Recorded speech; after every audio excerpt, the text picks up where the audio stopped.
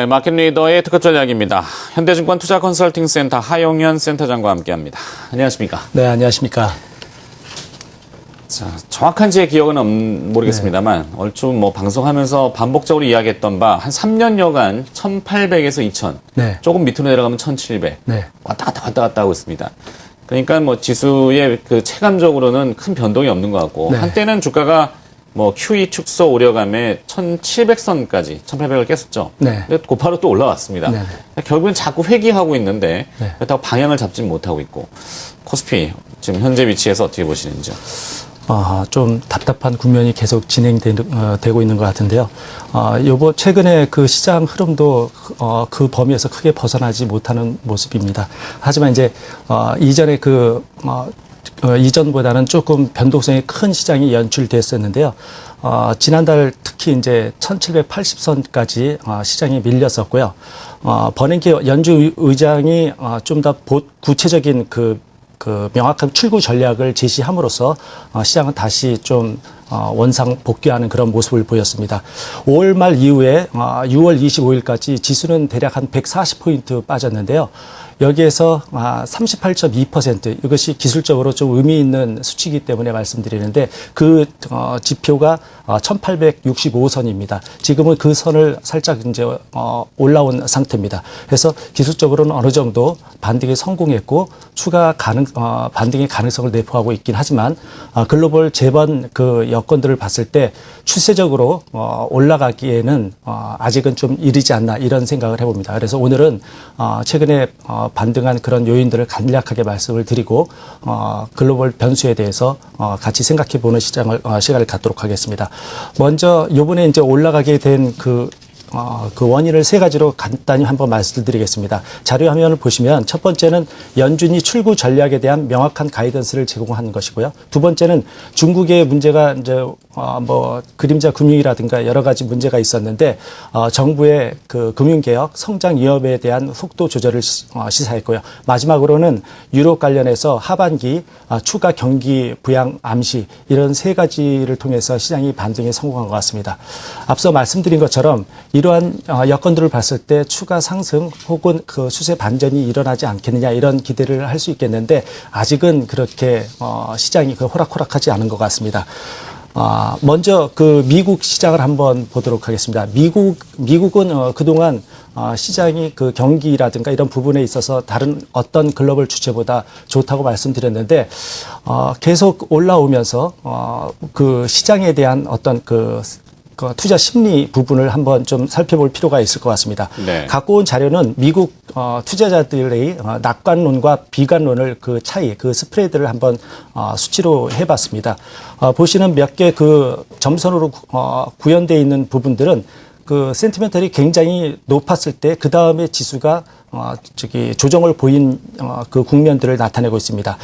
최근 지수도 마찬가지로 여태까지 그 지수를 경험하지 못했던 그 지수를 경험하고 있는 그 미국 증시이긴 한데 추세적인 상승 흐름은 지속적으로 좀 더 이어질 가능성이 높아 보입니다. 하지만 그 단기적으로 투자 심리에 의해서 좀 그 조정의 빌미를 제공하지 않을까 이런 그 우려를 낳고 있습니다.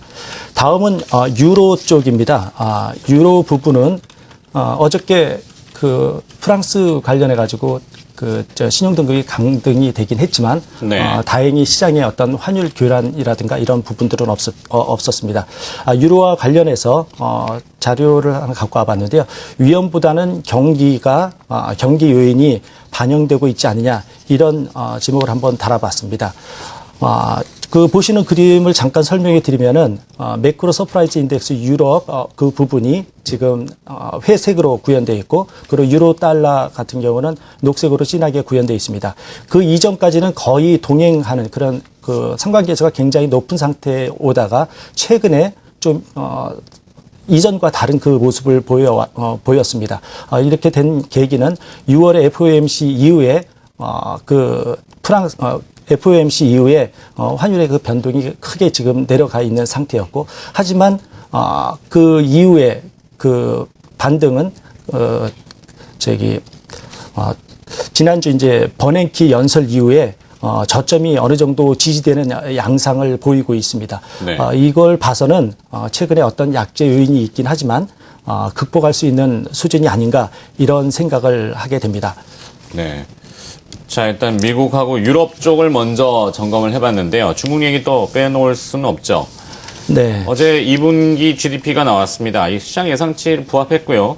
근데 시장에서는 경착륙이라는 단어를 쓰더군요. 네. 저는 개인적으로는 이건 맞지 않다고 보는데 이유는 미국이나 우리나라 같은 경우 미국은 4%대의 성장률에서 2%로 50%가 깎였고 그게 경착륙 아닌지 모르겠습니다. 그렇죠. 우리나라도 3% 후반에서 2%인데 중국은 8%대에서 7%면 약 10%좀 넘는 수준이거든요. 이 경착륙이라는 표현이 맞는지 잘 모르겠습니다. 뭐 센터님 어떻게 보시는지요? 지금 시장의 컨센서스는 경착륙을 우려를 하는 부분이 있었는데 어제 그 컨센서스 나오면서 그런 그 우려감은 조금 사그라드는 그런 모습입니다. 중국의 시장이 우리 시장에 미치는 영향이 워낙 막대하기 때문에 최근에 그 시장 중에서 다른 글로벌 주체 어느 것보다도 가장 관심을 모았는데요. 예상은 7.5% 예상을 했다가 7.5%를 했기 때문에 사실은 경착륙을 우려한 그런 부분에 있어서는 그렇게 됐을 때 향후에 강한 그런 경기 부양책이라든가 이런 부분들을 기대한 측면에서 봤을 때는 좀 마이너스 측면이 있습니다. 하지만은 7.5% 부합됐다는 그 자체만으로 봤을 때는 시장이 어느 정도 그 좀 순항할 중국 쪽에 있어서는 순항할 가능성이 있지 않겠느냐 이런 기대를 낳게 하고 있습니다. 그래서 중국과 관련해서는 최근 그 이슈는 중립 이상이다 이렇게 말씀을 드릴 수 있을 것 같습니다. 네. 그래서 지금까지 글로벌 주체 그 미국과 유럽 그리고 중국을 살펴봤는데요. 또 중요한 것은 시장의 수급입니다. 그래서 시장의 자금 흐름이 어떻게 움직이느냐 이것이 굉장히 중요한데요. 두 가지 그림을 갖고 와봤습니다. 신흥국 관련해서 펀드가 단기 추세로 추세 전환 전망이라고 표현했는데 아직까지 뚜렷하진 않지만 시장의 흐름상으로 봤을 때 최근 신흥국 관련 펀드들이 굉장히 유출하다가 주춤하고 일부는 조금 들어오는 양상을 보이고 있습니다. 그리고 선진국 주식형 펀드와 관련해서도 최근에는 보시듯이 위로 이렇게 많이 올라오는 그런 미국 펀드라든가 재팬 펀드에 있어서 이렇게 올라오는 모습을 보이고 있습니다. 최근 글로벌 펀드 흐름과 관련해서 좀 간단하게 요약을 드리면은 시장의 그 출구 전략으로 인해서 신흥국 주식과 채권 시장에서 대규모 자금이 이탈했던 것이 첫 번째였고요. 두 번째는 신흥국 관련해서 주식형 자금이 소폭 재유입되면서 셀링 클라이맥스 6월 하순경에 이런 모습을 보였습니다. 그리고 전반적으로 최근에 이제 다시 흐름은 출구 전략이 대전제된다는 조건 하에서 신흥국과 채권에서의 안정적인 자금이 재이탈 과정으로 진행되고 있다 이렇게 볼 수 있겠습니다. 네. 자, 마지막 질문은 전략인데요. 이렇게 좀 돌려서 여쭤보고 싶습니다. 네. 새 정부 출범하고 한 6개월 정도 지나면 이제 정책적으로 안정이 되고 기대하는 부분들이 있더라고요. 네네. 좀 괜찮아지겠습니까, 시장? 사실은 시장은 시장에게 맡겨야 된다는 생각입니다. 정부에서 정책적인 지원을 한다는 것은 한계가 있을 것 같고요. 그리고 한 국가에서 정책을 아무리 지원한다 할지라도 글로벌 경제가 연계되는 그 지금 상황에서 한계가 있을 것 같습니다. 지금 아까 말씀드린 대로 글로벌 경제 그 부분에 있어서 사실은 좋게 볼 수 있는 부분과 나쁘게 볼 수 있는 부분이 지금 상존해 있는 것 같습니다. 전체적인 시장의 흐름은 그 박스권 내에서 크게 이탈하지 않을 것 같습니다. 당분간 시장의 흐름은 1890, 1900 정도까지의 상승 가능성이 좀 엿보이긴 하는데 그 이상의 그 흐름은 아까 말씀드린 대로 제반 글로벌 변수들을 조금 추이를 면밀히 좀 살펴봐야 될 것 같습니다. 네. 그래서 당분간 투자 전략은 다른 이슈가 크게 부각되지 않기 때문에 특히 곧 그 2분기 실적 시즌이 도래함과 동시에 펀더멘탈에 대한 관찰이 좀 굉장히 중요할 것 같습니다.